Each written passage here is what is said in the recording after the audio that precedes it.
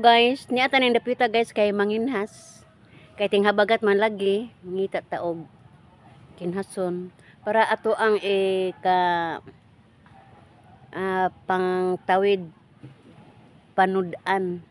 Manginhas ta ani guys atong subayon og unsay makuha ato nga kinason aning dapita.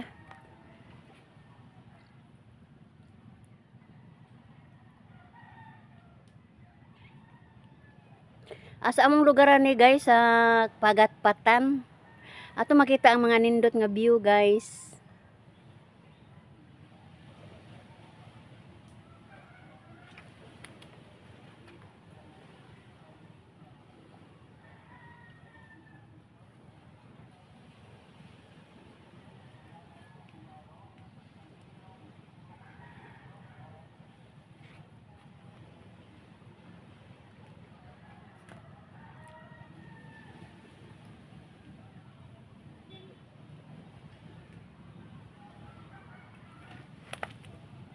Maghinay-hinay naman ta og lakaw guys kay kanang talinis kaayo ang mga gamot sa kahoy.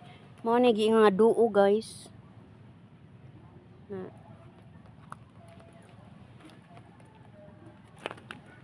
Mao na nga hinay-hinay naman ta ani og lakaw.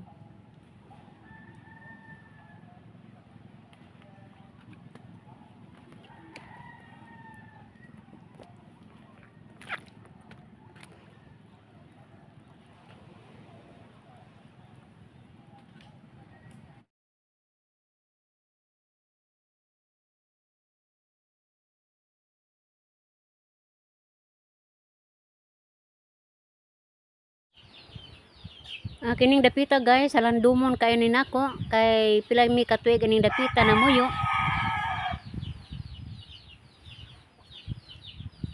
Mao nang mingawon jud kaning dapita guys, magsuroy-suroy. Panahon sa buntag ni guys, naglakaw-lakaw ko para ma-massage pud ako ang mga tiil. Mao nang baklay-baklay puskunasan guys. Og nihabot ko aring kanhin mo Pinoy-anan ang Pagatpatan. Habang nakaya mga kahoy guys sa una pagpuyo na mo aning dapita, nugbo pa ang kahoy ani. Nugbo pa ang mga sanga ani nitabon pa sa ubos. Tungod kay mi latad magpila ka tuig, habog na ang mga kahoy guys mo nang murag hilang na siya tan-awon. Sa tanto ng panginhas guys, lakaw-lakaw nakita ko aning alimango man tingali ni. Pero akong giklaro guys, kasuway. Ambot makaon ba ni sa inyo para namo yung papud makaon. Pero wa man ta maanad lagi pagpangaon aning kasuway. Nani yung aning buho sa dakong kahoy guys, ako tang kuotom pero basig paakon ko. Mo nang ako lang siyang gibidyuhan. Kaya nang kog alimango kay excited ko pag ayo guys nga akong gitanaw. Dili man di alimango.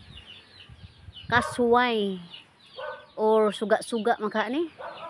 Atambok po kuno ni guys matud pa sa uban kay mukha man na ako may mukhaon ani. Pero kami di mi mukhaon aning matanga sa crabs.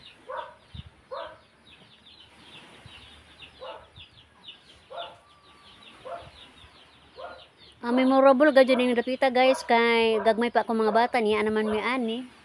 Mga 80s niya na mi ani guys. Pagkakaroon to nami sa suba, to nami puyo.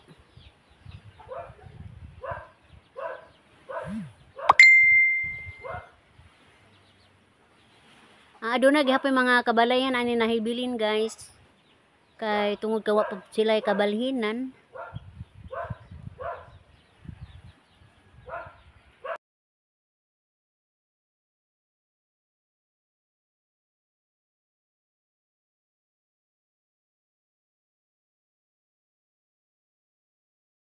Sa una guys, dinhi pa ko puyo sa una.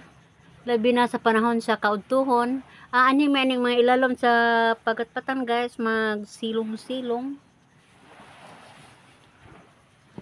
Labi na panahon sa kaudtuhon, nanindot kaayo silungan ang ilalom sa kahoy guys.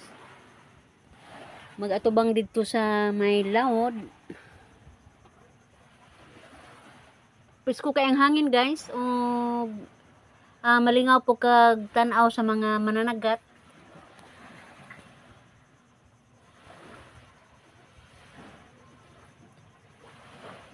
Ug ingon man ang mga dagkong punuan sa kahoy.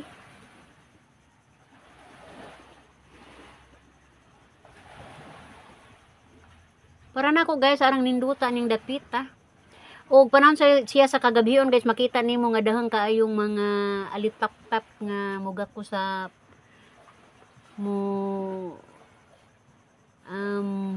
mudapo sa punuan sa kahoy.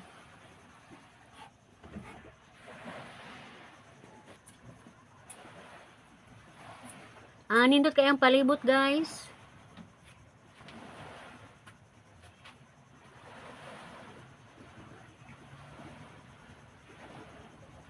Pagkakaroon kay buntag man di ka kita og mga mananagat kay tuwa pa man sa laod. Basta nga naring orasa guys, buntag pa tuwa pa ni sila sa laod, wa pa ni sila makadunggo, so di gyud ni makita nimo ang mga sakayan nila.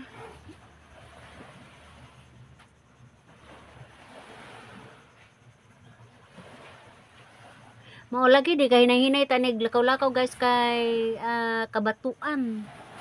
Doon na pa mga buak nga botilya hadlo kayo maglakaw-lakaw. Muna nga magbantay jud ka nga di mo ligas imong mga tiil aning mga bato.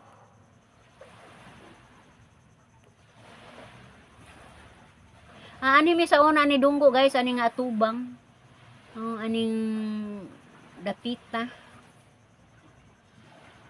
Ani ibutang namo ang mga sakayan ani guys.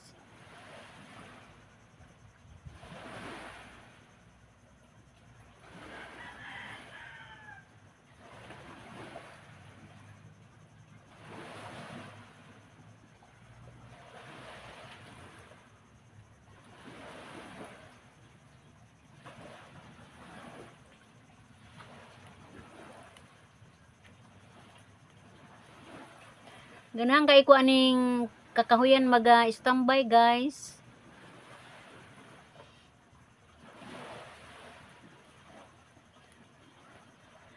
Nining time guys, nigawas na ko. Niyan ako diri sa front sa may suba.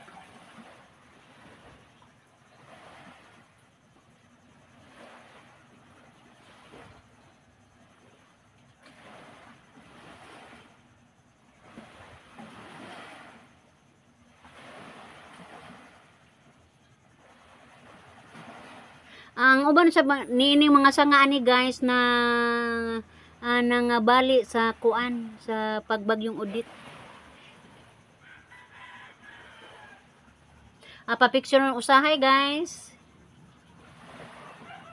Tungkol sa kainit sa adlaw, nigawas jud ang mga lumot. Ada ko po ni katabang sa baybayon guys, gumikon sa mga isda. Daghan po malipay ani. Mamanikan sa mga isda, labi nagagmay pa ani mas daplin mang itlog. Gamit kay ning mga lumot guys.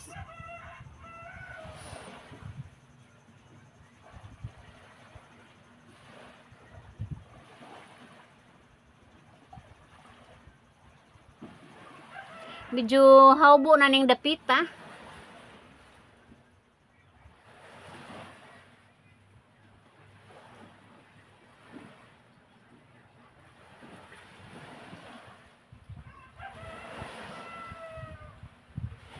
nipadung jud ko ni sa suba guys. Niubog na lang ko kay taob-taob naman.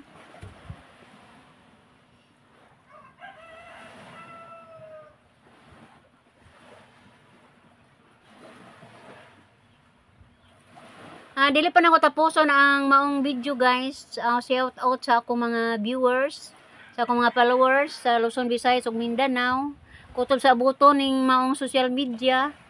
Na mapasalamat tong gihapon ko guys si Bulanong Dako sa inyong pagsilip sa akong mga video. O kumong iyon guys, bye bye.